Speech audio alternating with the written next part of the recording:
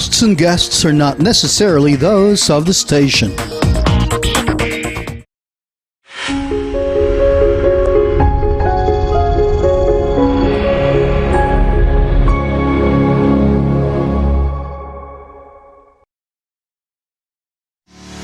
If you like listening to this station, DZRJ 810 AM, there's no excuse not to listen anywhere and wherever you want. Listen on your phone or computer anytime, anywhere in the world. Just download the app for free. How do you download? If you have an Android phone or tablet, go to Google Play Store. If you have an iPhone or iPad, go to Apple App Store. It's that simple. You have 3 choices. Just type in TuneIn Radio. Once the app is downloaded, search for DZRJ 810 AM. For Radio Garden app, once it's downloaded, search for DZRJ 810 AM. And for Streama app, that's STREEMA. And once it's downloaded, search for DZRJ 810 AM. And now you can enjoy DZRJ 810 AM anytime and anywhere. Hey, it's free. You are watching the multi-awarded Radio Bandido TV on Channel 224 Sky Cable and TV Plus boxes. Simulcast on DZRJ 810 AM. Informing, advising, and entertaining the Filipinos and OFWs around the world. Streaming live on www.facebook.com/DZRJ 810 AM or on YouTube, channel RJAM News.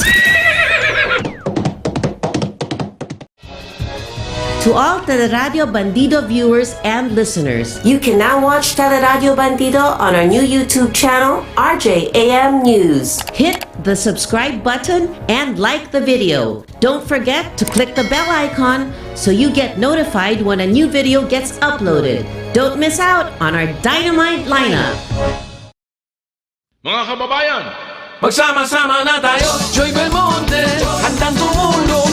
Tulong-tulong, tuluyan-tulong. Joy Belmonte, ng Quezon City. Tuloy ang serbisyo. Tuloy ang progreso. Si Joy Belmonte, ng Quezon City. Joy Belmonte, handang tumulong. Tulong-tulong, tuluyan-tulong. Joy Belmonte, ng Quezon City.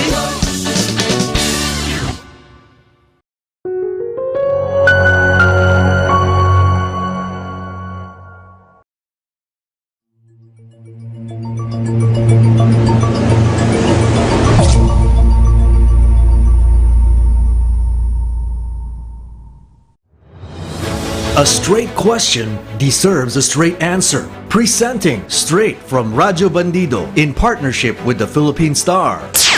An ongoing question and answer series with candidates for the May 2022 elections. This week's candidate, Bongbong Marcos, answers the question straight. This is straight from Radyo Bandido. Senator Marcos, of course, the martial law is an election issue.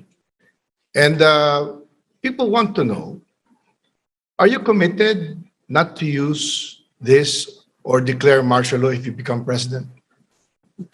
Well, martial law is needed when you are at war. And if we somehow find ourselves at war, and I sincerely pray and hope that that never happens, then you have to institute martial law. Let us look in the situation going on right now between Russia and Ukraine. At the very point, once the enemy forces entered into the borders of Ukraine, they declared martial law. But that is a necessity, but it only comes up when we are at war. That is why, despite all of the criticisms of martial law, it remains in the Constitution in the event that war is declared upon us, or that we are somehow embroiled in a war, and we will need to institute martial law. But I don't see it happening in the near future. I don't see that there's going to be that necessity in the near future. We will certainly do everything we can to avoid getting into that situation, because it is an extreme and an emergency situation that we would really not want to be involved in, considering especially that we are trying to recover from the pandemic, and that we are trying to rebuild our economy and refocus all our energies so that the Filipinos can go back to work. Filipinos can once again have a good job where they can feed their families. Where these are the basic elements that we're trying to achieve. So go being involved in some kind of war, or in some kind of confrontation, military confrontation, would be highly counterproductive. So that's something that we would like to avoid as much as we can. That's very nice to hear, Senator Marcos. Thank you. That was straight from Radyo Bandido. Stay tuned daily till Election Day for this ongoing series.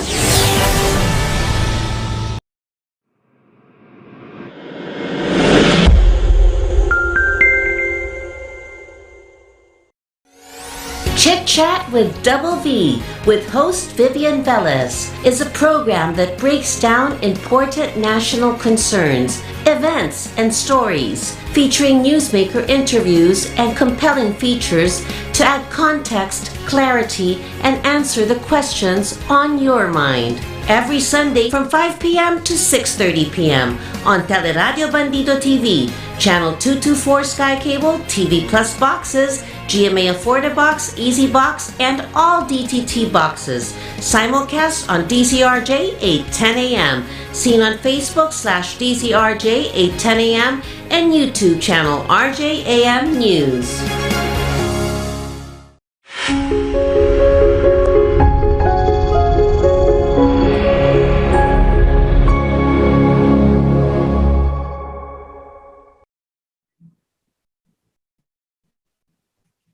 Okay, I think we're live. Good Sunday afternoon, everyone, and of course we're live on DG boxes. I'm just kind of like harassed this afternoon because my internet is unstable. So, but anyway, we'll do what we can, and let's get into my guest. No, medyo exciting time because of politics and because of what's going to happen in the next few months. And,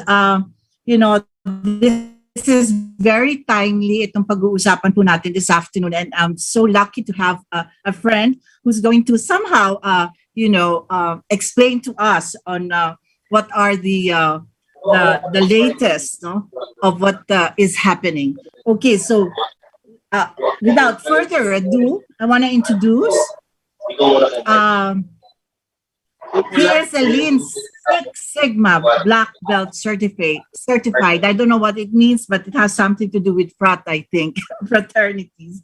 And then former COS of Ding Dong Dantes, Managing Director, Social Development Institute, Sec General, of course, of Ikaw Muna Pilipinas, and Sec Gen of Isang Pilipinas. Let's welcome Elmer Argaño. Hi. Hi, Elmer. Hi, Vivian. Good afternoon. And good afternoon to all the viewers, listeners, and followers of Radyo Bandido and your show. Thank you. Okay, Elmer, just in case I get cut off, because of my internet connection. I don't know what is happening now. Then take over. Take over the radio program. Thank you. Anyway, yeah, this is always a problem, but then hopefully we can go back to the studio and, uninterrupted with all this mga technical difficulties natin when it comes to internet connection. But anyway, Elmer, this is exciting because last March 9, we launched yung Isang Pilipinas. And you are the Secretary General of Isang Pilipinas. Kindly somehow give us a nutshell of what is isang Pilipinas. Ano bang ibig sabihin ng isang Pilipinas? Thank you, Vivian. Actually, if there is someone that is far more capable to explain isang Pilipinas, it would be you because we are all part of this. But anyway, yeah. Ano lang po, I am the coordinator of this group where Miss Vivian is also part, and at least 10, 11 more leaders of different organizations are into this project or into this group.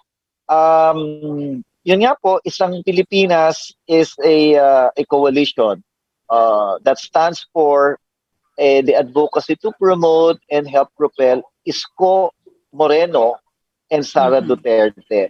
So ito po yung coalition na malayang nagsama-sama at naniniwala ang mga leader na itong tambalan nito ang pinaka-effective, pinaka-tama, napapa-panahon at natutugma sa pangangailangan ng ating bansa ngayon, sa hinaharap at sa bukas. Kaya in general, this is a not connected with any of the candidates that we mentioned. We have decided to stand on our own. We have exercised our right to choose because sa tingin natin ito yung kailangan. So, yun, in a nutshell. I don't know, you can feel it.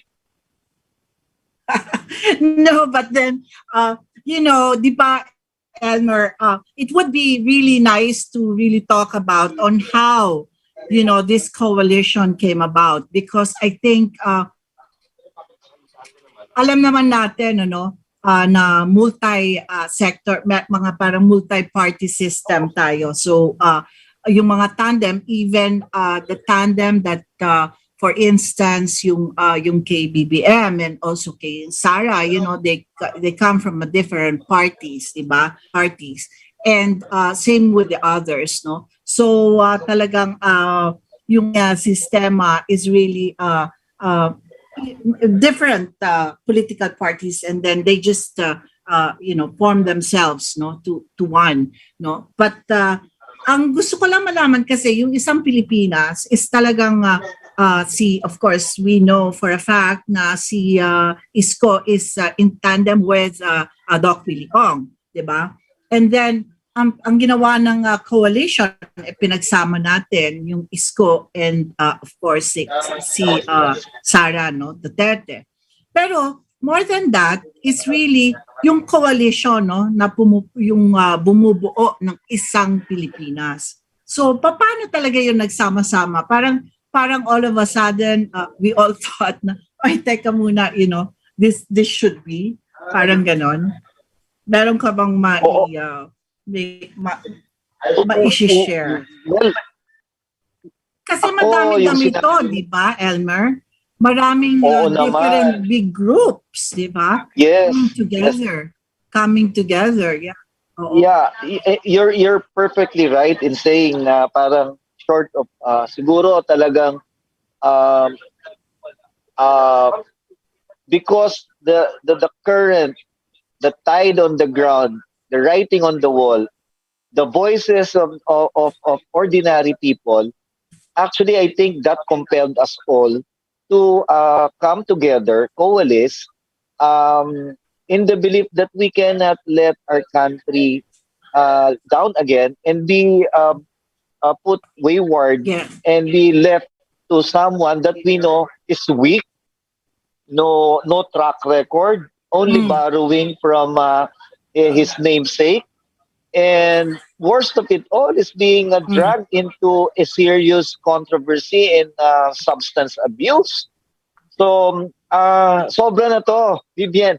I may look young, Vivian, but I am, in my zone to really help this country, save this future, not for me, but for my son and the son of my son and everything. So this is very important, and I think yun yung nagtulak sa ating lahat. Actually, if I may share to your viewers and followers, kami sa Ikaw Muna Pilipinas, agonized because even before our March 9, Vivian, really, yung mga chapters namin across the country have initiated without asking us even. And since we are we exercise democracy and we respect participative governance and leadership, pinakinggan namin. And even before we formally joined on March 9, talagang nanguna na sila at sinasabi na nila na ito ang tama at ito ang sinisigaw sa baba. So if you ask me, this is just being responsive to the call of the times at kung ano yung kailangan ng bansa. So hindi na to nag-usap ng partido, hindi na to nag-usap ng mga emosyon, hindi na to nag-usap ng magkakaibigan tayo kaya dapat dito tayo. This is all about what's best for the country. Yon, I don't know. Yon. Yan. Kasi very important din, medyo nawala na naman ako kanina. I was, yung aking unstable internet. But yeah, it was very well explained, Elmer, no? Kasi parang, it is not really orchestrated in a way, di ba? Kumbaga, talagang, the same goal, the same sentiment na talagang yung mga grupo-grupo nag-usap-usap and talagang nag-gel lang talaga po no yung mga coalition ng isang Pilipinas that I think we found ourselves to be having the same kumbaga yung as you were saying kanina yung ating adhikain in a way kung ano yung talagang dapat na mangyari no dun sa eleksyon kasi nakikita na nga natin kung ano yun. But then bago doon, siguro pag-usapan din natin Elmer yung nakakabuti ba sa atin yung party system na ginagawa natin na yung pwede tayong mag-choose no yung parang dun sa multi-party system na tinatawag natin no kasi dati yung mga like for instance po di ba po sa Amerika it's block voting. So, meaning, pag yung presidente, tapos may vice president siya, pag binoto natin siya, kasi two-party system lang po ang Amerika. So, pagka binoto natin yon magkakasama na sila doon. Whereas sa atin, we are allowed by law to choose kung sino yung gusto nating tandem. What do you think about that, Elmer? Well, nakakabuti ba yun sa atin?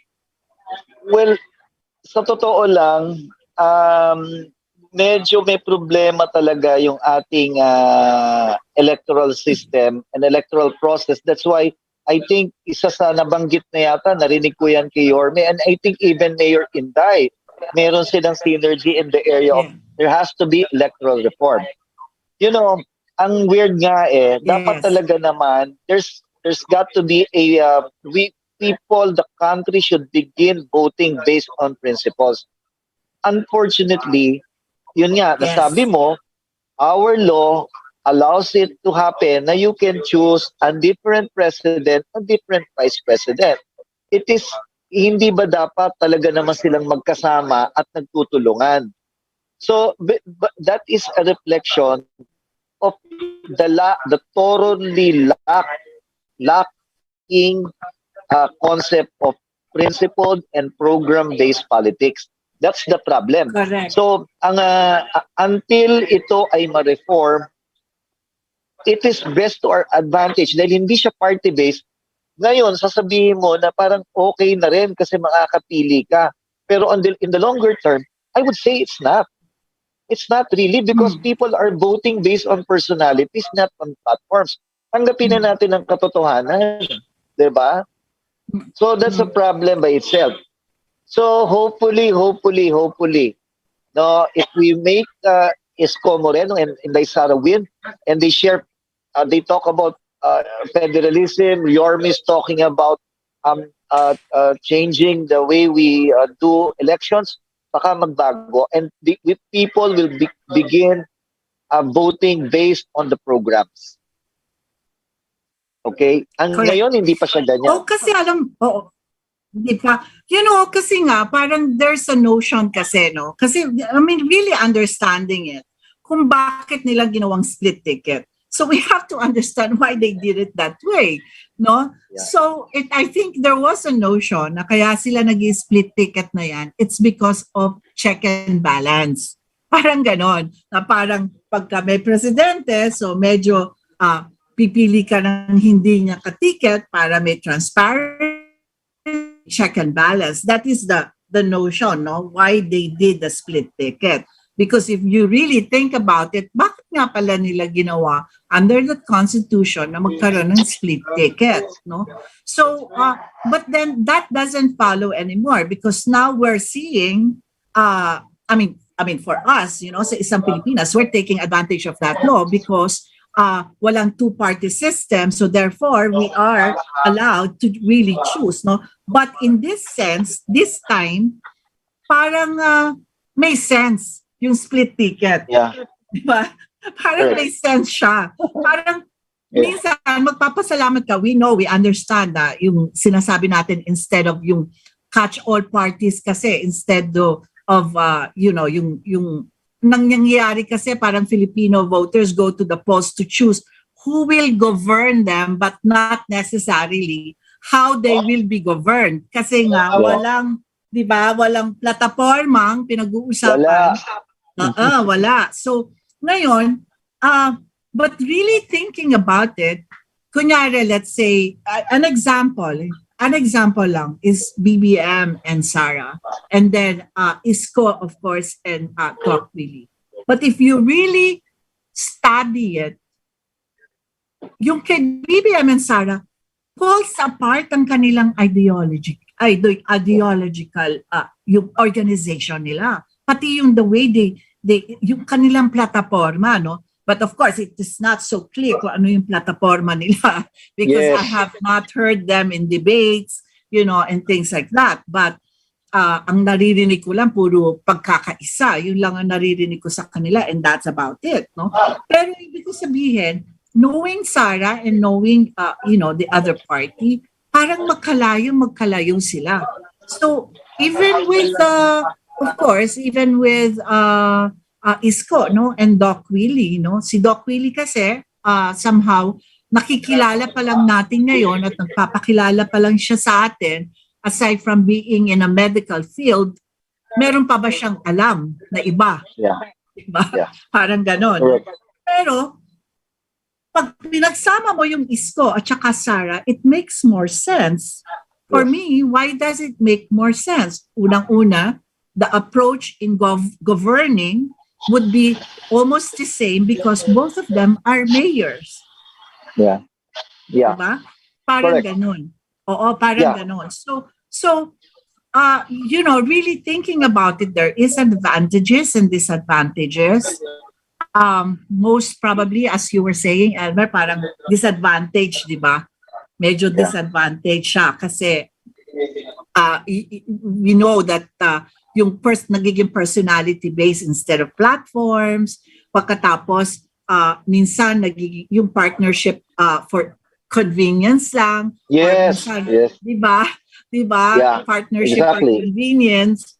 And then, tapos pagka nanalo na, minsan may indication of open hostility naman for both, like what happened to Duterte and Lenny. Yeah. Diba? Open hostility naman nangyaring gano'n. Yeah. Yes. If I may butt in, if I may cut you. Number one, I want to Yes. siguro, You're my guest. let us I would say let us disabuse our mind in saying lagi na kaya tayo gusto natin ng kaya may ganyan para may pangontra. That is not the role of how democratic institutions are structured. The check and balances happen. We have a Congress that is independent. We have the Supreme Court that is independent, and you have the executive. So, but we cannot by matter of choice and by principle. Bakit por Diyos por Santo pinapayagan natin na magkaroon, ini-instigate natin na dapat magkalaban agad yung may fiscalizer quote and quote sa loob ng executive? Ikakampi niya yan. Kaya tignan mo, Vivian, kasaysayan natin. Karamihan ng Vice President pagkaupo, bigyan mo ng honeymoon period ng 1 year, 2 years, pinag-iisipan na nakatingin na the president is watching his back, her back, because baka saksakin siya ng vice president. Okay? So, same, ito naman si vice president, forma-forma na, hindi ba dapat sila nag-work together? It should be a team. Now, the fiscalization happens with other co-equal branches of government. That's why the Congress should be independent, and same with the Supreme Court. Diba? Kaya nga meron tayong judiciary eh. So that's point number 1. And then, Yes. yung sinasabi natin yun, what happens today is tama yung sinabi mo. The choice of a team usually is governed by politics and convenience. Yes. Diba? Without naming names. Halimbawa, eto, didiretsuhin ko na. Sa totoo lang, ako maka-isko ako by heart. Pero alam namin dapat si Sara ang naging presidente. Kaya nagagalit si Presidente Duterte. Pasintabi na po. Para nilang inuto. Nagagalit si Presidente. I-echo ko to. Gawin nyo siyang Vice President. Saka yung mataas sa survey. Tapos uutuin nyo. Parang ganon, di ba? I could feel the old man. His feelings. Yeah. What transpired. Kaya ora mismo nagiwa niya kahit spur of the moment. Mag-file ka, Bongo. Mag-file ako, Senador. Galit, di ba? Because nagalit. Yes. And so that's political machinations. So Yes. was there sense? Again, going back, that's another point. No? So it's politics of convenience Okay. and pure machinations. Then tama ka, walang platform. Now, bakit tayo nagkakaroon ng isko, Sara? Because bakit namimili ang tao? Because gusto niya ng kakampi. Gusto natin ng merong magtutulungan. Hindi na natin gusto yung nag-aaway. Ayaw na nga natin ng away ng pula, dilaw, pink, whatever. Pagod na ang tao dyan. So that's the point eh. And I think that's the sentiment that is what we are trying to capture via Isang Pilipinas. We want to move on. We want to make our country grow and become part of those developed nations that all we do is envy for the longest time. Yes. Puro na lang tayo nga. Halimbawa, pupunta tayo abroad. Kita natin sa Hong Kong, Singapore, US, etc. Ang ganda naman ng transport system. Ang bilis naman ng internet. Ang disiplina naman. Wala tayong ginawa kundi mainggit. Diba? Hindi ba tayo pwedeng tayo naman? Diba? Hindi ba pwedeng maging bahagi na tayo ng League of Progressive Nations? And I think that's what we mirror. That's what we can see with the tandem. No? That they can reflect. No? Yun lang.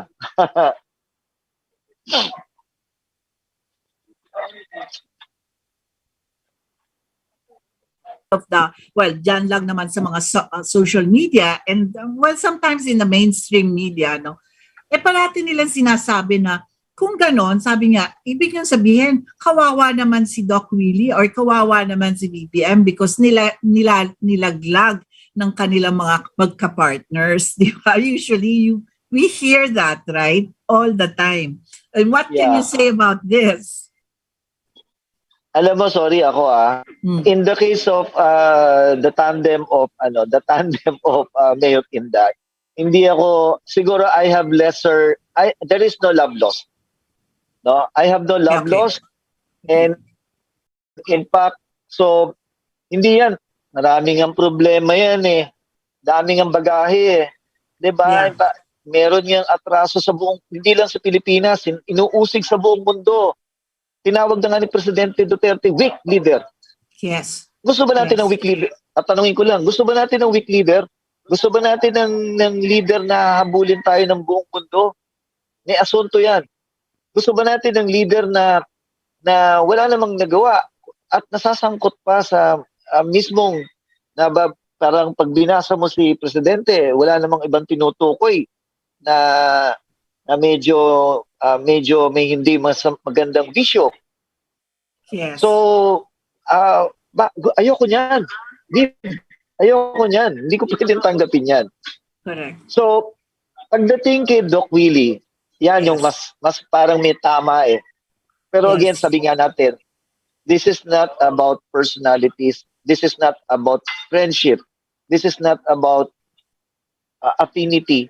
This is about our country. Mhm. And believe you me, if we ensure the victory of Isko Moreno and Sara Duterte, Doc Willie will definitely be useful in governance. At the very least, Mhm. in being the lead health czar, if I don't know what, Mhm. kailangan natin siya. It's his talent will be of better use once we ensure a victory of the two. I can count on that. Feel na feel ko yan. Yes. So hindi natin siya, I have high regards, but we have to think bigger and look strategic. And I think the move of isang Pilipinas is towards that direction.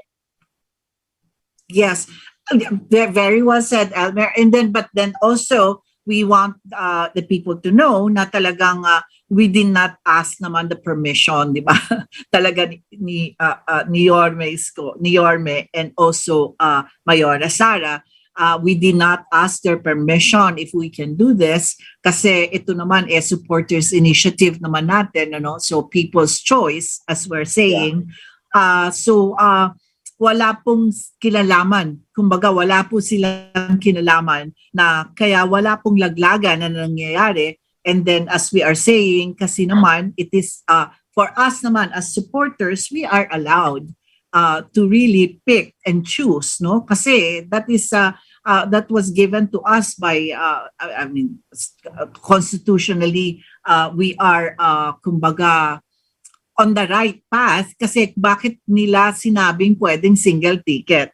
In other words, correct. that means meron pong merong ibig sabihin yon kung bakit po pumapayag ang nag-frame no ng ating law na magkaroon tayo ng single ticket. And we're using this to our advantage at this point. Kasi nakita natin tama pala yung single ticket when it comes to this. To Isko and Sara, doon talaga nag-a-apply kung bakit nandyan ang single ticket na batas.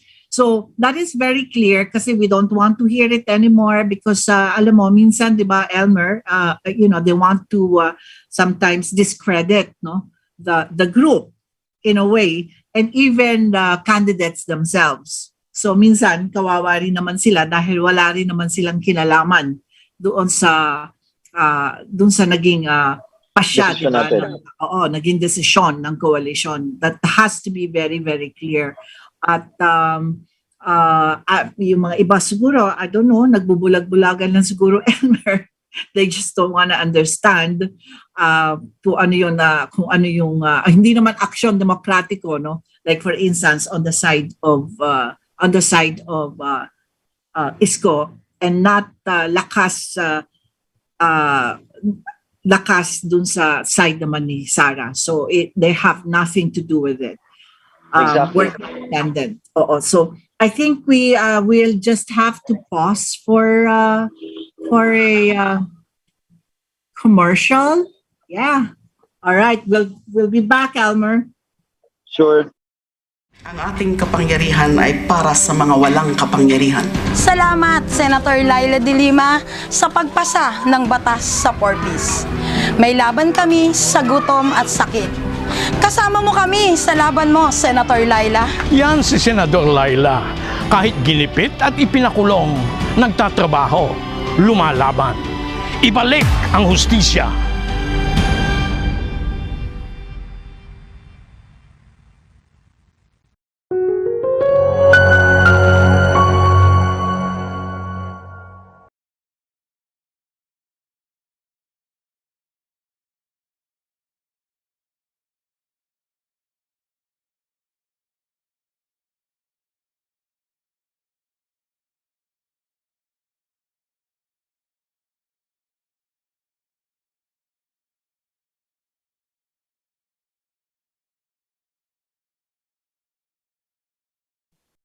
All right. Are we live again? Okay, that was a fast commercial because normally. All right.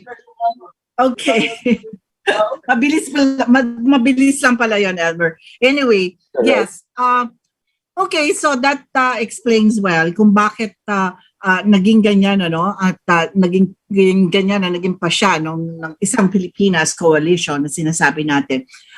Kabisado mo ba, Elmer, kung sino itong mga coalition at mabanggit naman natin sila isa-isa? Sige. I'll try my very best. Try your best. Yeah. Umpisahan ko na yung sa akin, yung Isko Tayo Coalition. Okay. And then? So, pangalawa po, yung grupo naming Ikaw Muna Pilipinas, humbly speaking po, yung grupo po namin ang isa sa mga unang nanawagan kay Yorme na tumakbo sa pagkapangulo. Nung last year pa po yan, around May, April, wala pa sa hinagap niya, pinag-aaralan. Yun yung pangalawa pong grupo. Pangatlong grupo po yung IM4P, Isko Moreno for President. Alam nyo, ito po yung grupo ni Colonel Danny Enriquez na dati pong MP Nation. Grupo po ito ni nung dating ni Senator Manny Pacquiao na nag-switch pumunta po sa atin. Nagsumama na rin. That's the third group. Pang-apat po yung IMP 2020. Ito naman po yung karamihan po rito, yung mga kapatid nating Muslim sa pangunguna po ni Attorney Rap Kusain. No? That's IM4P. Then, fifth po, meron po tayong Alagang Isko. Ito pong Alagang Isko, karamihan po mga lay ministers, mga youth, mga taong simbahan po, led by no less than Father Nat Mariano, Alagang Isko. Pang-anim po yung grupong Bagong Noipi. Yung Bagong Noipi po is one of the campaign volunteer organizations ng the late President Noynoy Aquino. Noong 2010, isa sila sa campaigners led by Juby Katahoy. So, yun na po yung pang-anim. Pang-pito po yung Yes Isko naman, maliliit na negosyante na nandyan po yung sa panguna po nila board member Kaloy Bolilla ng Batangas at ni Chris Bracamonte, no? Maliliit na negosyante po yan, tumutulong-tulong para i-promote sa hanay ng mga small entrepreneurs si Yorme. So that's 7. Ang pang-8 po ay ang IM4P. Sana hindi ko makalimutan lahat. Of course, yung pong I think na-cover ko lahat. IM4P. Yeah, sana wala akong nakalimutan. Lagot ka pag may nakalimutan ka. Yeah. Anyway, but then aside from that, kasama rin naman natin yung IZA, di ba, ni Congressman Dong Mangandadato, no? Kasama rin natin sila. And then, of course, kasama rin po natin, magkakasama because of the same goal of Isko Sara tandem would be ang VISA, no? Visayas Isko Sara Alliance, no? Nandyan din po sila. At andyan din po, syempre, ang MRRD, no? Yes. Also supporting Isko Sara tandem. So meron pong mga magkakasama, and then sabi nga natin, marami pa rin naman pong gustong pumasok to really support, no, the tandem of Isko Sara. So okay, so napag-usapan na po natin yan. Ngayon, ang gusto ko naman na pag-usapan natin bakit si Isko at bakit si Sara. No? Pag-usapan natin, siguro umpisahan muna natin kung bakit si Sara, no, as a VP, Vice President. What do you think, Elmer? What made you choose? Sa totoo lang, we have seen her not just a worthy vice presidential candidate. In fact, prior to this political realignments, prior to what happened to her na para siyang nauto, naloko. She is a presidential material actually. Okay? Whatever reason they say na bata pa siya, whatever, it's not that. It's about the character, the make, and pinatunayan yan. Fearless si Mayor Inday. Fearless, young, and ang hirap po siyang i-telegraph yung mga punches niya. No, literally. No? So kailangan mo siyang tignan na so dynamic, so fluid. And in a fast-changing world, and with so many developments and challenges that we face, we need non-conventional leaders, and I see that in Sarah.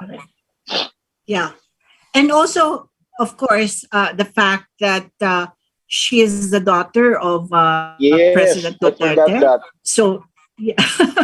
So it means, because kami naman ang isinisigaw namin noon is really continuity, no? And who's the best Yes. person to continue the legacy of the father than the daughter? Kasi syempre, importante yung ating continuity in a way na marami namang napakitang magaganda, no? Si President Duterte, at maraming nabinbin na mga projects po si Pangulong Duterte because he was hijacked by the pandemic, for at least Yes.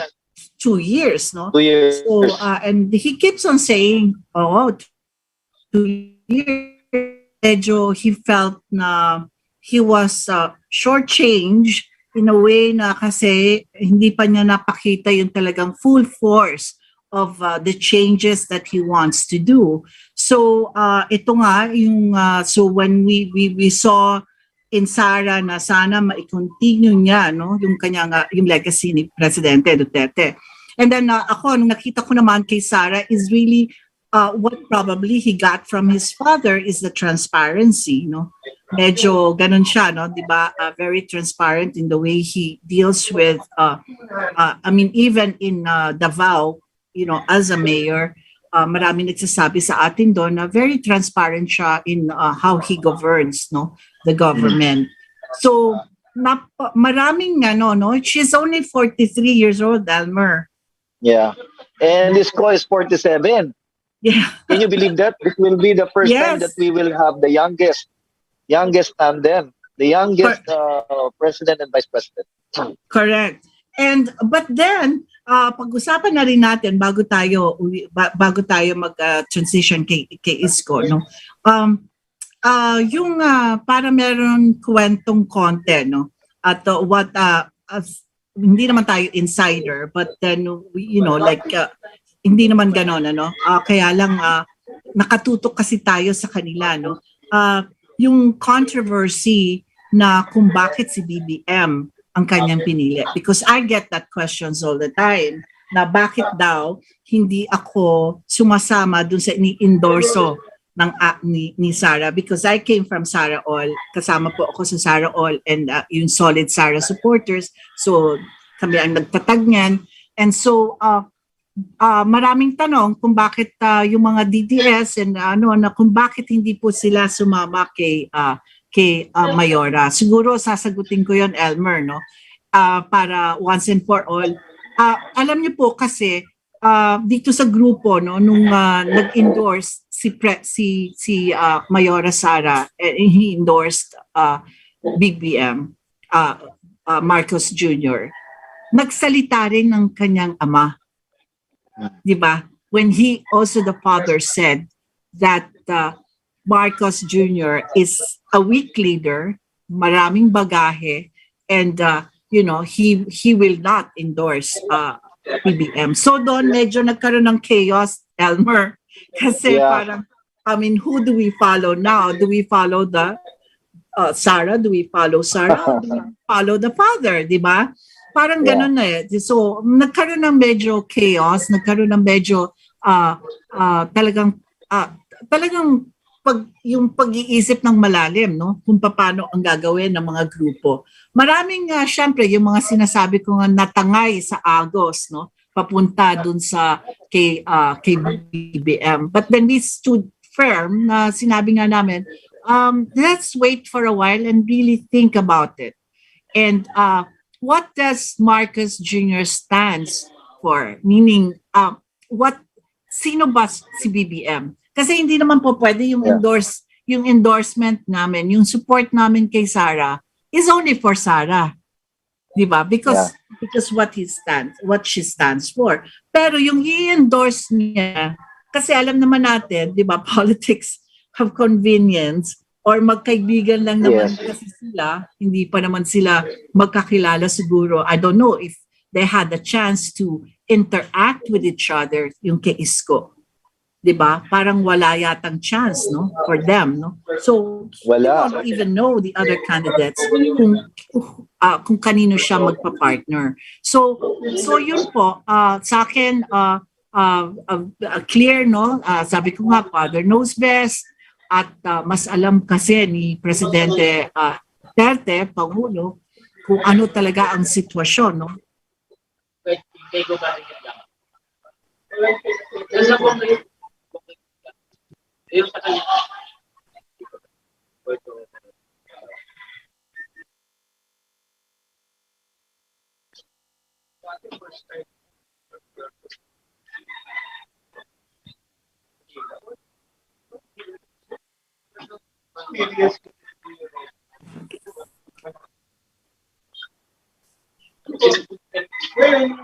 Yes, I got cut off again.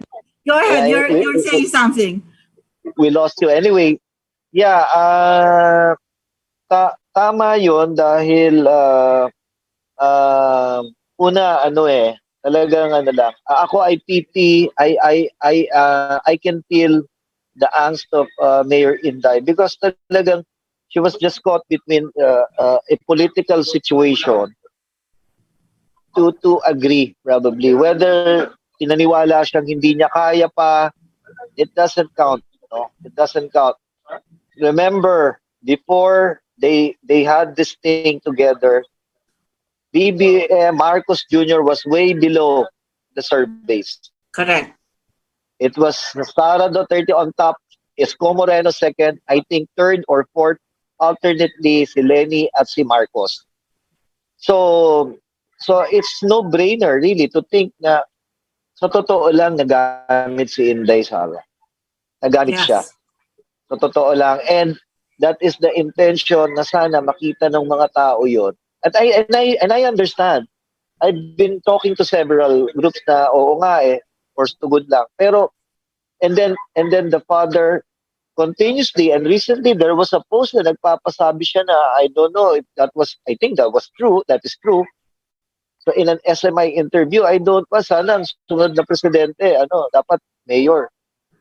So alam mo naman si presidente, ang daming mga parang parable, 'di ba? Mga matalingaga.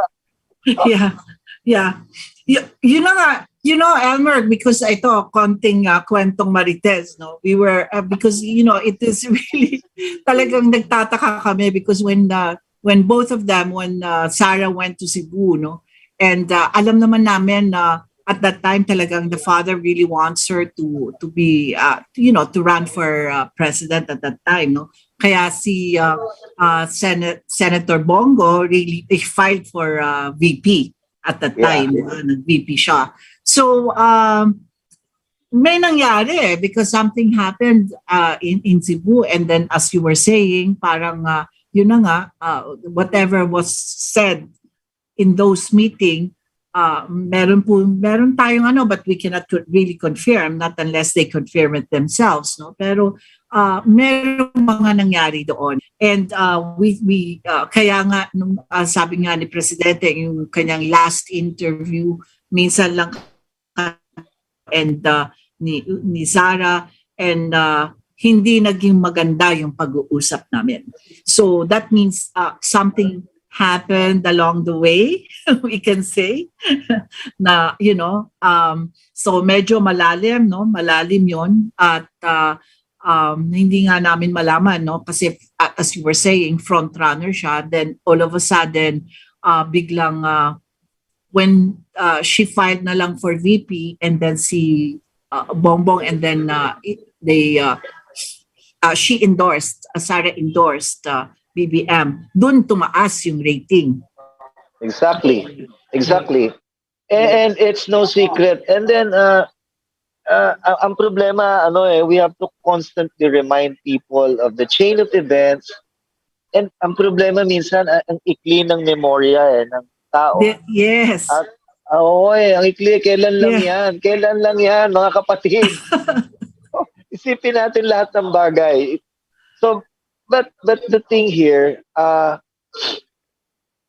cannot, you cannot let, biro mo, kung ang isang Inday Sara na strong na ay nauto nila, ano tingin natin ginagawa niya sa atin, sa mamamayan, na with all the promises ng ginto, 'di ba? Yes. Imagine, papangakuan ng taong bayan. It's like a fairy tale folklore, or I don't know what you call that. Yes. But can you govern on the basis of promising a fairy tale, assuming, granting that it's true, ang programa mo, kung mayaman ka, pamimigay mo yung pera mo. That is on the assumption na kanya.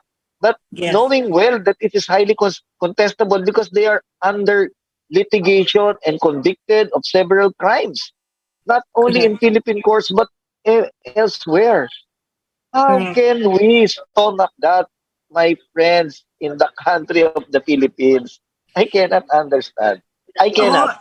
Yun na nga, Elmer, di ba? May nagkwento sa akin, who is that from, I forgot his name, di ba? Kinukwento niya, alam mo, ang pinakamahirap kasi na hindi nila nakikita yung talagang, the faults and the negatives and what not, of that candidate, of Bongbong, is really because marami daw talaga naniniwala dun sa ginto. Totoo pala yun.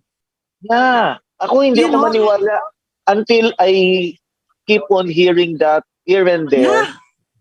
And then here's the thing. Ito, I have to use this occasion. Alam mo, I'm trying to understand. I won't call them bobo the way the other camps are calling the masa bobo. Yeah. They are not. Okay. It's as simple as this, Viv. Yeah. Ako, out of desperation ng tao, whether true or not, they are clinging on that belief that he might, he may not, he might.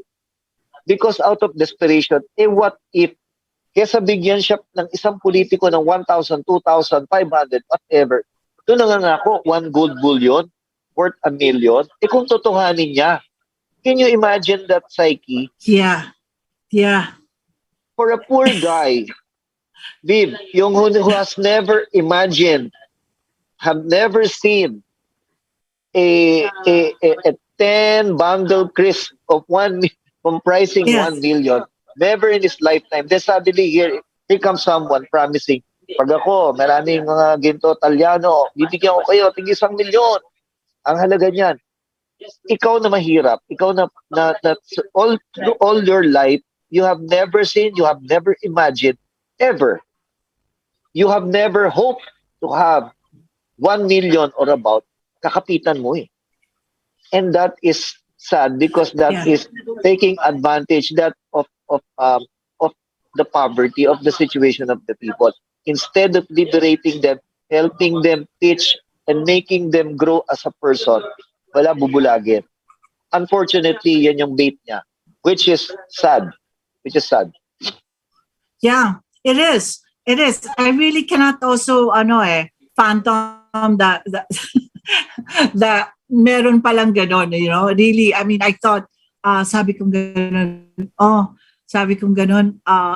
paano nila napapaniwala yung mga tao, but you explained it well na talagang ganon nga, no? But then pag-usapan din natin mamaya siguro, no, yung kung paano magiging credible ang ating election if this is the case, no? Kasi parang as you were saying na nga kanina, na parang because and ang mga tao talagang kailangan ng pera, and we heard also na marami ring talaga nagpapakawala, no, at this point. So ibig ko sabihin nagiging negosyo ang election in a way that pagkakailangan ng mga hakot, pagkailangan ng mga ganyan, di ba? Nakita naman natin yan. So anyway, pag-usapan natin yan later on. So gusto ko ngayon pag-usapan natin si Isko. Okay. Bakit si Isko? Because I think most importantly, alam naman natin, Elmer, that the power lies in the presidency. Kumbaga, ito yung ultimate, di ba? Yun ang the highest position in land. So ito yung pinaka-importante na posisyon na iboboto natin at nagkataon itong 2022 boboto po tayo ng isang pangulo ng Republika. So syempre ang unang tanong bakit si Isko? Yeah. Siguro, Vivian, I will take advantage of this question portion. When you talk about yung Lean Six Sigma, sabi ko, certified Lean Six Sigma Black Belter, hindi ko ako karatista.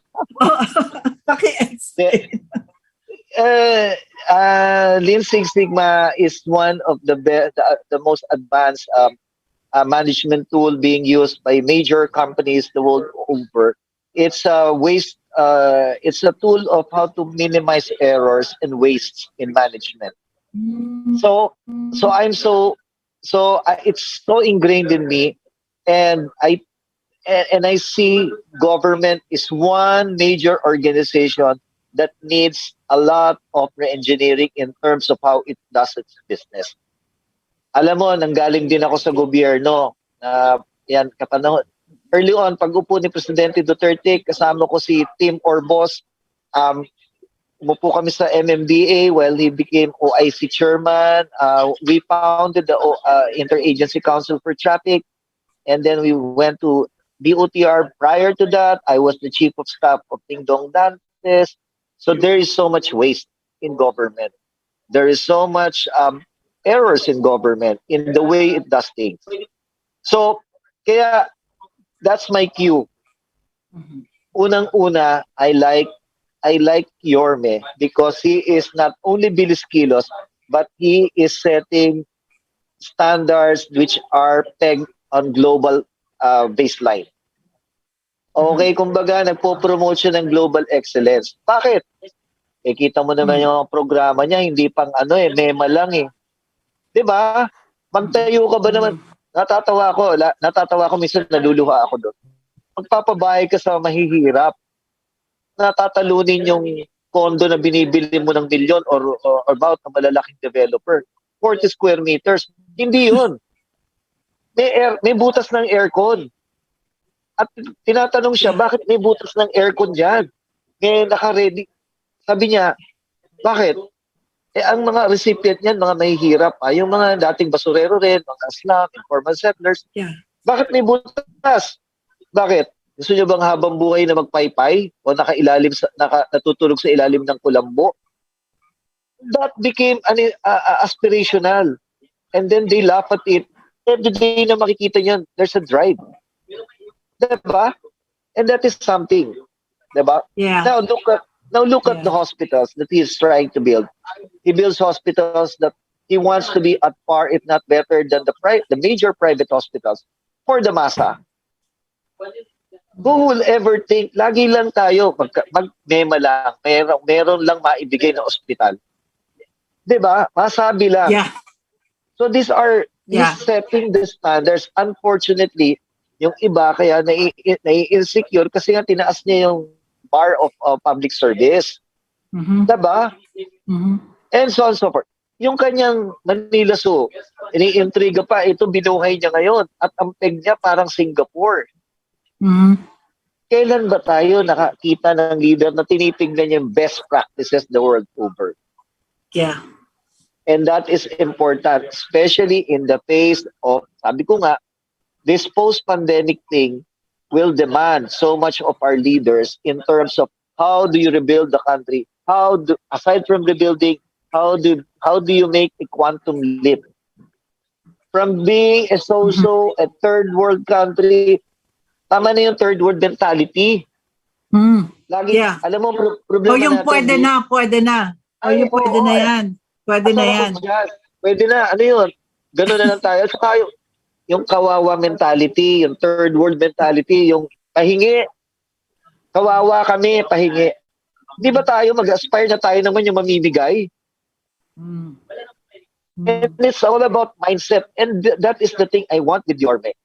So, setting the global perspective and then agile leadership. Bilis kilos, walang tulog-tulog, di natutulog. Diba? And then, importantly, he wants to continue the change process. Kaya, match sila ni Sarah. Yes. Diba? Sabi niya, tutuloy niya, build, build, build. Pero ngayon, nag-innovate yung mama. Build, build, build. Build more hospitals, build more schools, build more housing. Diba? Yes. So I can imagine if he becomes the president and Sara the vice president, there will be a real estate boom. Boom lahat yan. Dahil I can imagine tayuan ng mga vertical buildings just like in Singapore. Right? Yes. So, and so on and so forth. Ang dami. Uubos, mamamaos ako. Pero, and then of course, sa mga kapatid nating Muslim. Yes. Napakasimple. Sino ba naman sa buong kasaysayan ng lahat ng mga umupo ang mag-iisip na lagyan siya ng maglagay sa Maynila ng Muslim cemetery? Hundreds and hundreds of years walang nakagawa niyan. First time, right? First time. And it is more than that. Yes.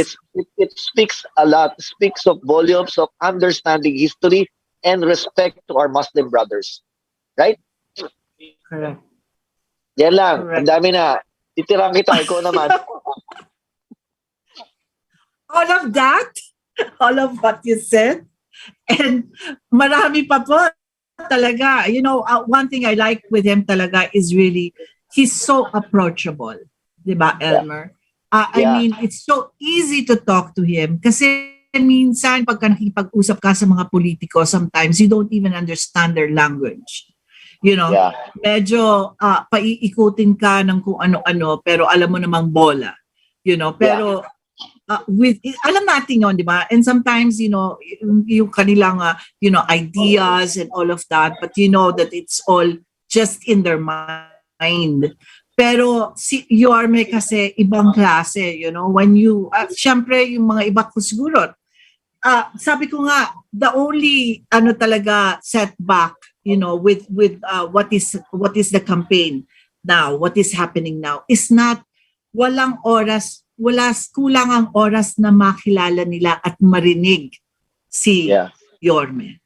Kasi pag narinig nyo si Yorme at nakilala nyo si Yorme, talagang hands down, you know, you would really want him to be the next president etong 2022. Talaga pong ibang klase siya pag makipag-usap, talagang ramdam mo yung sinseridad niya.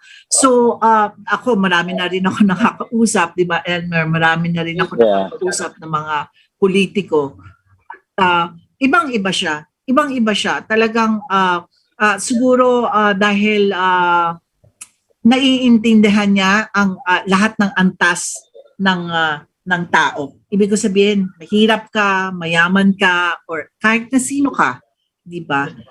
Intindi niya yung tao. So I think that is very important, yung empathy and siguro nga dahil galing siya sa mahirap, so naiintindihan niya and then he can relate, di ba? He can relate dahil para sa akin lalo na yung mga tumatakbo ngayon, wala akong makita na I mean, the combination of knowledge, no, at saka yung pagsisikap, at saka yung he can relate to people that's having difficulties. Wala akong nakikitang ganun kundi siya lang. Wala nang iba. So I just don't know how we can really convey that to people. And sabi ko nga, alam mo, minsan sasabihin ng mga tao na how sometimes kasi people when they vote, di ba, they vote for the winning candidate. Hindi, paano yan? Doon ako sa paano kasi sigurado naman panalo na yun. Mataas ang survey and all of that, di ba? Sabi ko nga, siguro maraming silent majority and then eventually, sabi ko nga, it's divine providence that, Isko will win. Pero para sa akin, I feel proud that I am supporting him. Because I know he is the right person. Kumbaga, malinis ang konsensya ko, malinis ang utak ko na, I picked the right one. Kesa naman yung nangampanya ka. Tapos bakit mo kinakampanya yung taong yan?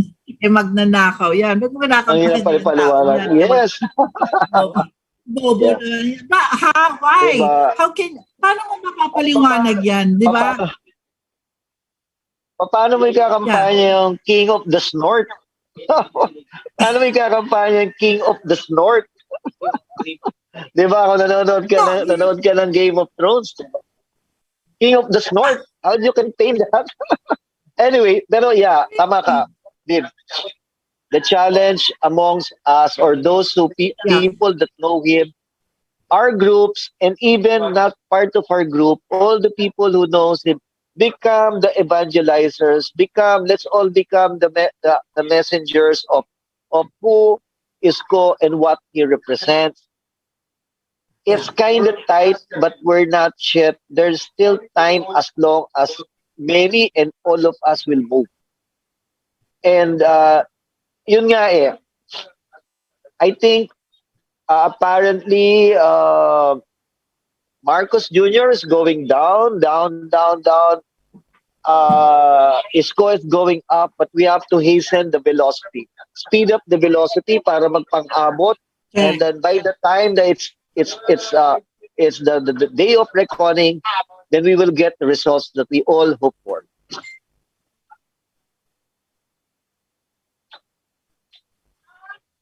Yeah. I think we're going to break so pakinggan po natin to because I think it is one of those commercials. So sige, let's break for a commercial muna. PBA Party List for Youth and Sports. Tuloy ang pagtulong sa inyo. Legal, financial, medical assistance. Magbibigay ng scholarship. Focusing on youth and sports. Yeah.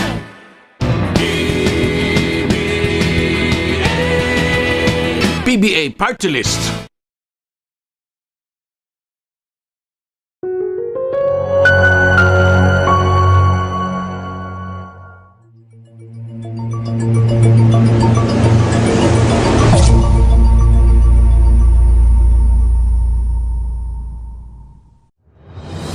A straight question deserves a straight answer. Presenting straight from Radyo Bandido in partnership with the Philippine Star.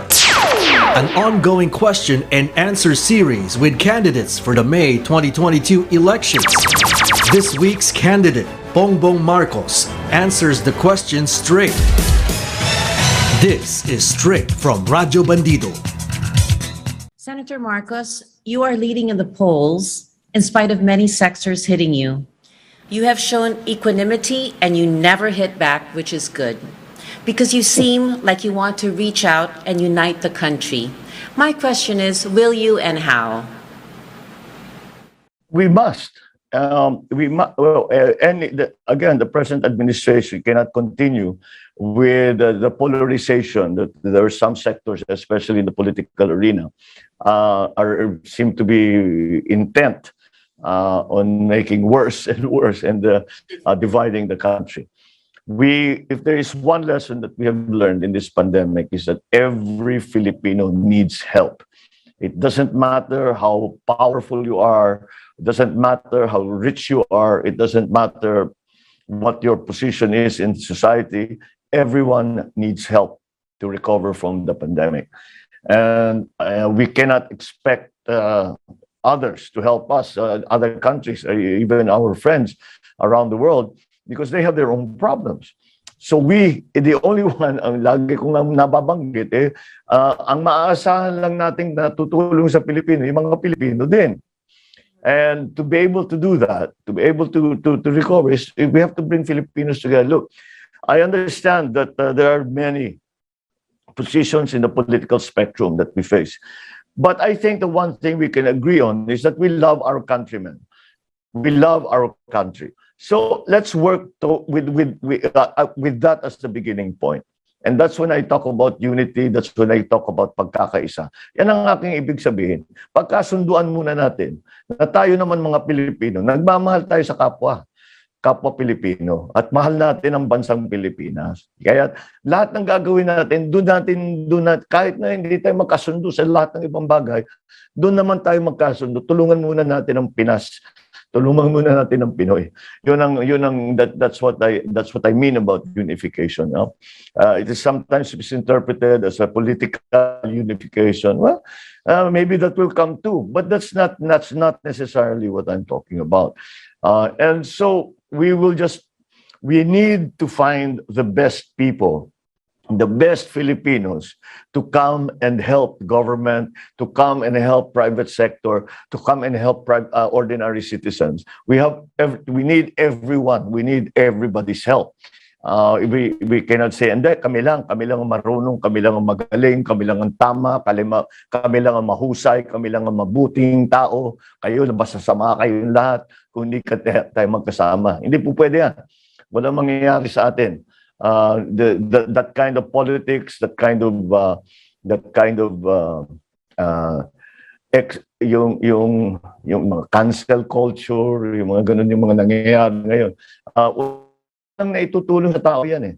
So we have to really change our thinking and move away from this polarizing politics, and we have to find a better way and unify the country, because we have very many problems that we face, and there's much work that needs to be done, and not one person can do it, not the government by itself can do it, not the private sector by itself can do it, but we have to really all come together, agree, come to a consensus on what we need to do to bring the country forward, and work in that direction. And that's what I mean about pagkakaisa and unity. Senator Marcos, just to add to that, we know that this is your campaign message. Does it also mean that you're willing to bring in members of the opposition when you are in the administration to come in and help? When the elections are over, there is no longer opposition and there is no longer, wala na yan. Tapos na yung eleksyon namili na yung tao. Ngayon, lahat tayo pwede ba mag-uusap tayo kung ano yung maitutulong ninyo? Are you ready to help the government? Ito yung iniisip namin na kailangan gawin. It turns out that despite the fact that you came from another party, you're the best expert on this subject. Please come and help us because we need your help. So we need ang daming magaling Pilipino. It's just ang dami talaga nating magagaling na Pilipino, and they are excelling abroad. Filipinos always excel. Let's bring the talent back here to the Philippines. Let's bring the talent. Let's collect the talent and apply it all to this recovery that we're talking about. Recovery from the pandemic, recovery of the economy. In the context of the global economy, etc., we have to understand COVID changed everything. And the old solutions, the economic theories, the post-industrial, neo-Keynesian, all of these economic theories changed, no longer apply because everything changed. And we have to have these fine minds that I know Filipinos have to analyze and to be able to understand the direction that the global economy is moving. Where are the areas that the Philippines can participate and flourish? And this is the kind of advice.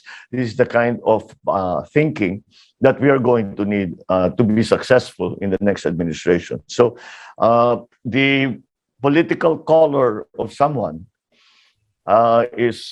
will become secondary to their expertise and their willingness to work to make things better. Very well said, sir. That was straight from Radyo Bandido. Stay tuned daily till Election Day for this ongoing series.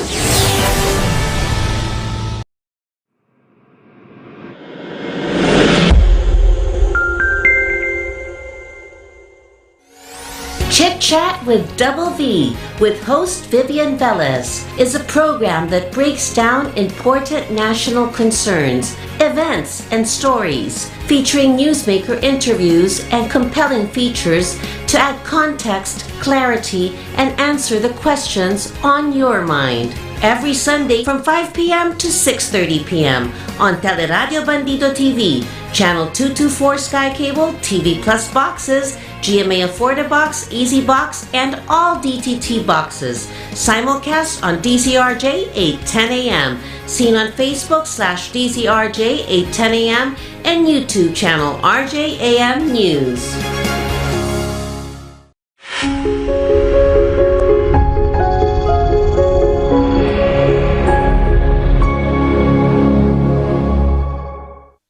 Okay, we're back. Of course, with our guest, Elmer Argaño. Well, thank you of section siya ng Isang Pilipinas. Ano? That was a break. Pinag-uusapan natin kanina kasi Elmer, no, about Yorme Isko, no, and why is it siyang ating kandidato, no, for May 2022.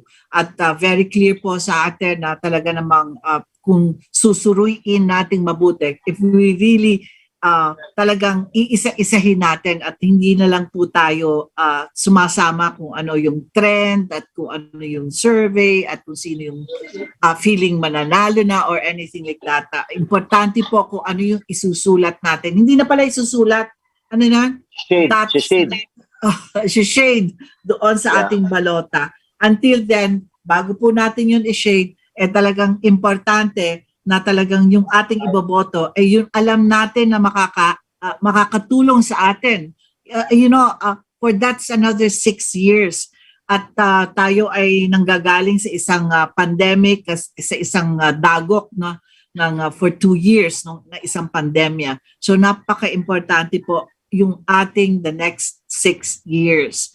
At what can you say about that, Elmer? No, for another 6 years. Well, you said it perfectly that this is so important that what we decide on as a country on May 2022 will talaga determine the fate of the country. I think not only in the next 6 years, because this is important in setting the direction and the track, the recovery and the growth track. Yeah. Even Secretary Carl Chua of the NEDA said that it will take like something 40 years or about to bring back the same level of vigor of the economy, because what we had is like as worse, if not worse, than the crisis of World War II, the recession of World War II. So that's how important this exercise is. And sorry, nabilaukan ako nung narinig ko yung segment na in between natin puro programa, unity, wala akong, yung sinasabi niya, ginagawa na nung isa. Yeah. Guys, it's like this. Hindi programa unity, it's a given. Diba? Kung kung sino kami stupid, sasabihin mo sa akin, unity talaga kailangan yan. The president should unite the country. That's the role of the president. Now, it's not a program. No? Now, it's like this. Kung sabihin mong, si Orme ba, a person, a leader of faith? Not in any way, because when he sat as mayor, what he did, he reached out to all his opponents and even put them in positions as long as they are qualified. Yan ang healing at unifying leader. May pinakita na at hindi yung nagsasalita ka. Tinanong ka, anong programa mo sa ekonomiya? Unity. Diba? Anong gagawin mo sa pandemya? Unity. Yes. Kalokohan. Yes. That's a lot of bull. Sorry And yung sinasabi niya, ginagawa na, no? Hindi siya drawing. In motion, and it's being felt and it not only by Manileños, but people even outside of Manila. So, yun, I agree. Mag-isip po tayo, magnilay dahil napaka-importante. Huwag natin tignan yung mga pangako, tignan natin yung konkreto. No? Dahil hindi pwedeng magbaka sakali. No? Let's use, hindi pwede. Kaya nga, yun nga, being a Six Sigma black belter, I go with the facts, I go with the numbers, I go with the bottom line. Yun ang importante. Laging may balance sheet, may scorecard and everything. Ano scorecard naman itong isa? Wala akong scorecard ng tatay niya. Pag maganda, yung magaganda raw ginawa ng tatay niya, kaya okay siyang iboto. Yun lang. Pag ang inaakusahan sa mga maling ginawa, hindi raw, iba raw yung anak sa tatay. So that's the double standard. Cherry picking. Yes, exactly. Cherry picking. Pero, and as you were saying kanina, you know, isa pa yung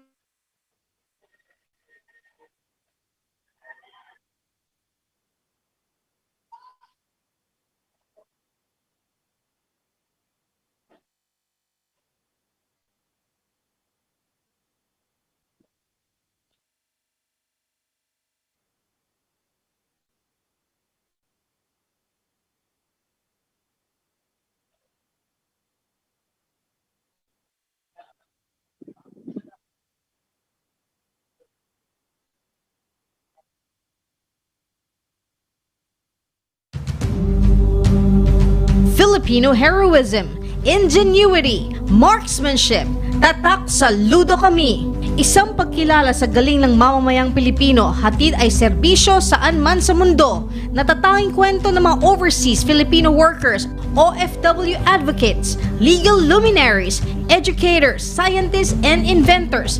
Mga piling Pilipinong patuloy na nag-aangat sa pagtingin at pagkilala ng sambayanan. Tatak sa ludo kami. Pinangungunahan ni Johnny Gomez. Tatak sa ludo kami.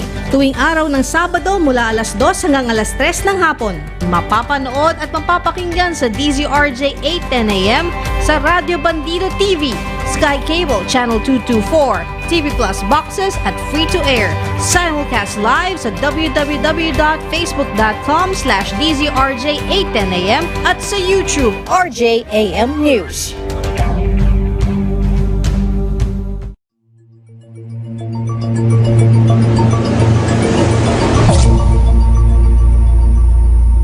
Well, sorry about that. Sorry about my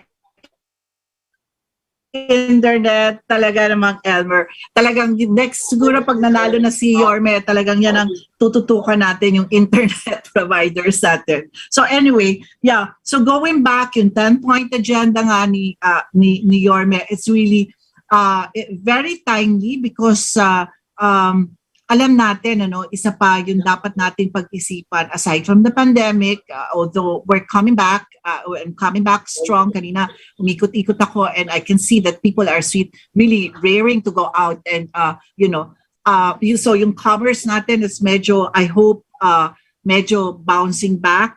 Pero ang problema naman natin is yung ating gulo, no? Yung ating war dito sa Europe. And kasi oil and gas producing country yung ating of course Russia, no, and also Ukraine. Napakalaking bagay nito, 'di ba, Elmer, to really think about it. Ang lakas ang gas mo, magkano na ang gas natin, 'di ba? Hindi ko na nga tinitingnan, Viv, kung magkano yung presyo ng gasolina, basta sakay na lang ako, reload, pero I think it's really unimaginable, and before you know it, mag-hit ng 80 or more per liter. The thing here, another reason why we need a strong leader, a visionary leader, an inspiring leader, is because no man is an island. And exactly what's happening in Europe will eventually slip through and impact us directly or indirectly. So ano sabihin nila? Wala tayong pakialam. Ang sinasabi nga dyan, yung mga binibila natin ng krudo, ng langis, ay natural, pa-prioritize nila to at dahil mag-flex ng masa ng European countries, bibigyan sila ng priority ngayon. Tayo ngayon, dahil etsepwera ka.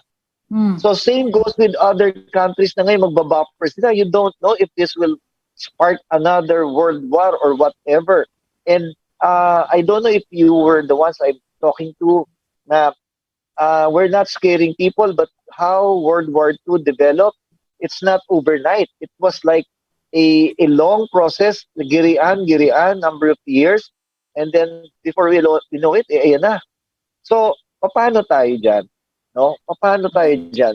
Paano tayo harap dyan? So, doon kailangan natin ng leader na hindi lang, kumbaga, nagsasabi, kailangan may global perspective. It cannot be na puro sarili lang natin. No? Kailangan may sensitivity sa nangyayari sa mundo.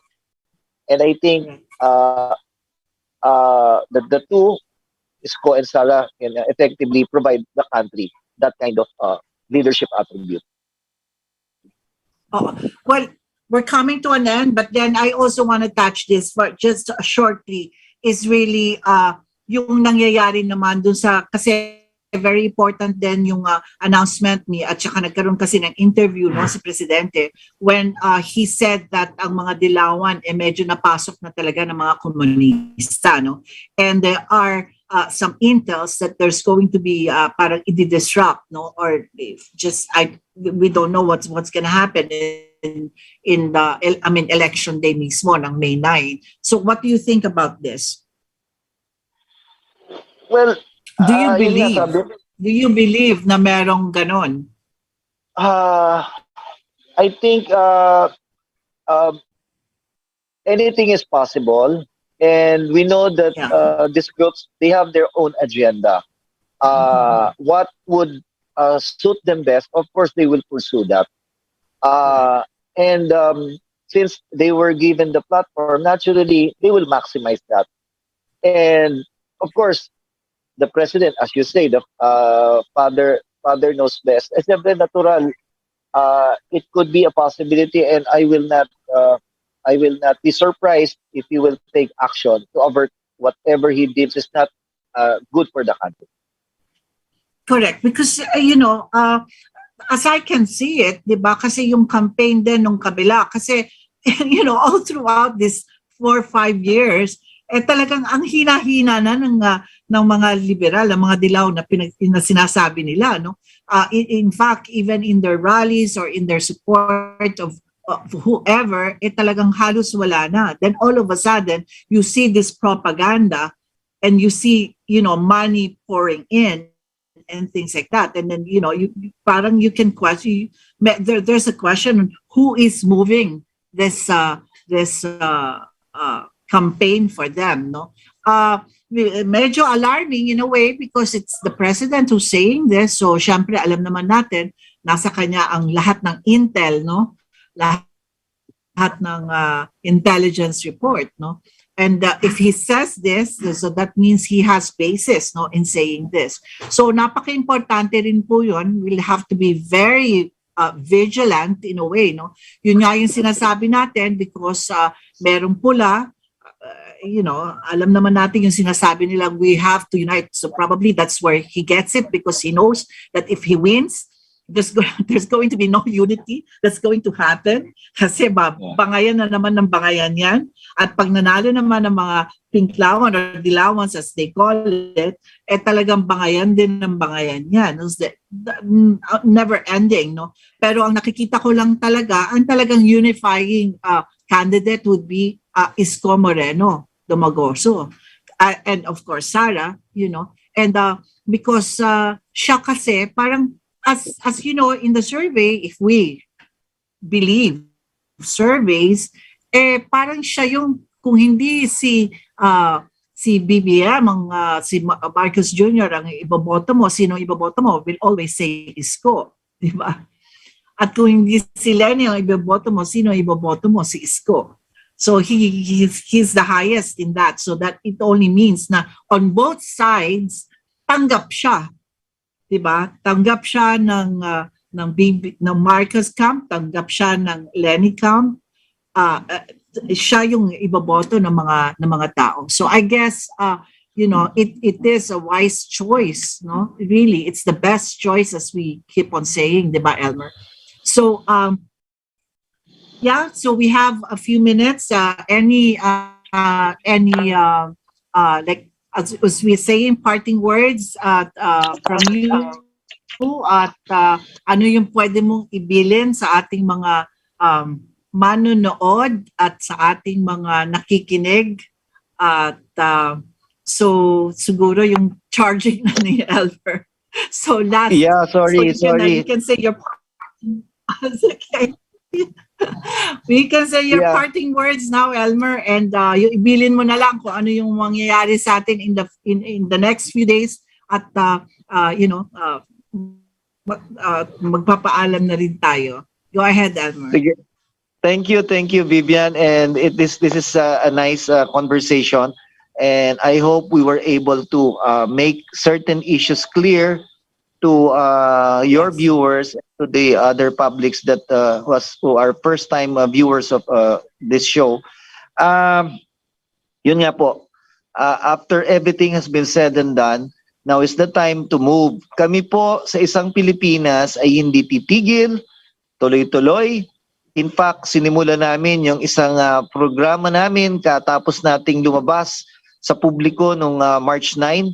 Sinimula natin kahapon yung tinatawag nating Isang Kasiyahan, tugtugan, sayawan, kantsawan, kumbaga ito ay parang libreng konsyerto sa mga mamamayan, nasa antas community, no? Baon sa komunidad para makausap natin ang mamamayan at mabigay naman natin sila ng konting aliw sa harap ng matapos ang 2 taong paghihirap. No, ngayon ang panawagan natin ay tutuloy-tuloy natin ang pagkilos at hindi tayo titigil para makumbinsi ang mga kababayan natin, lalo na yung mga kapatid natin na mga supporters ni Presidente Duterte at ni Mayor Inday, na ma-realize natin na tama na kung inakala nagkamali tayo, ito yung pagkakataon natin, time to switch to Isko and to Sara. Maraming salamat sa iyo, Vivian.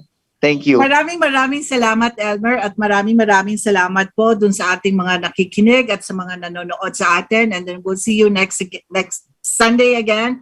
And I hope maraming natutunan ang ating mga tagapakinig. Thank you so much, Elmer, and I'll see you then. Mamaya po sa Quezon City, meron po tayong Isang Pilipinas, Isang Kasiyahan dito sa Quezon City. Saan na yan, Elmer? I think it's in Bahay Toro. Let me check quickly. The venue is like for a while. Go ahead. For a while, it's like I understand it's going to be in. Wait a second. It's in Bahay. Tinagan ba yan? Tinagan Street? Yes. Barangay San Jose? Yes, correct. District 1 yan ng Quezon City. District 1. All right. We'll see you. Yeah, that is about, that's 8 p.m. tonight. So we'll see you there. Yes, Thank you, Elmer. Bye-bye. Thank you. Good evening. Good evening. The views and